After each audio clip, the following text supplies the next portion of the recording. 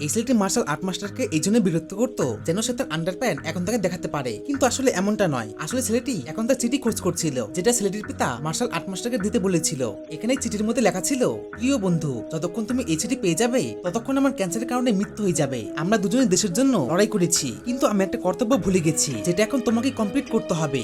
আমার এক ছেলে আছে যে খুব মূর্খ এবং সে কারোর পরামর্শই নেয় না, সবসময় ছেলেটি শুধু ঝগড়া করে। কিন্তু আমার ভয় হয় যে আমার মৃত্যুর পর আমার এই ছেলেটির কি হবে। দয়া করে তুমি আমার ছেলেকে বাঁচিয়ে নিও। চিঠি পড়ার পর মার্শাল আর্ট মাস্টার এখন ছেলেটির সামনে আসে, আর তখনই মার্শাল আর্ট মাস্টার ছেলেটিকে জিজ্ঞেস করে, তোমার কি ঝগড়া করতে খুব ভালো লাগে? যার ফলে ছেলেটি উত্তর দিয়ে বলে, বয়স্কদের সঙ্গে আমি ঝগড়া করি না। তখনই মাস্টার ছেলেটির আঙুল ধরে উল্টে দেয় এবং তাকে মাটির উপর শুইয়ে দেয়, যার কারণে ছেলেটি তার স্কিল দেখায় এবং সে বলে, আমি কোনো বাচ্চাদের বা বয়স্ক লোকদের সাথে এবং মহিলাদের সাথে ঝগড়া করি না। যার ফলে ছেলেটি মার্শাল আর্ট মাস্টারকে হুমকি দিয়ে বলে, নেক্সট বার যেন এমনটা না হয়। তখনই মার্শাল আর্ট মাস্টার আবার ছেলেটির আঙুল ধরে মাটির উপর শুইয়ে দেয়। এইদিকে ছেলেটি হয়রান হয়ে যায় যে মার্শাল আর্ট মাস্টার কত শক্তিশালী লোক। তখনই ছেলেটি মাস্টারের কাছে ট্রেনিং নেওয়ার কথা বলে, যার কারণে মার্শাল আর্ট মাস্টার রাজি হয়ে যায় এবং এই ছেলেটিকে একটা রুম দেয়। সেখানে ছেলেটির সঙ্গে আরো দুজনের সাক্ষাৎ হয়। তখনই ছেলেটি জিজ্ঞেস করে, আমার বেড কোথায়? যার ফলে ছোট্ট ছেলেটি পাটি বের করে বলে, এটাই তোমার বেড। তখন ছেলেটি এসি অন করতে বলে, যার ফলে ওই অন্যজন রুমটা জানলা খোলে।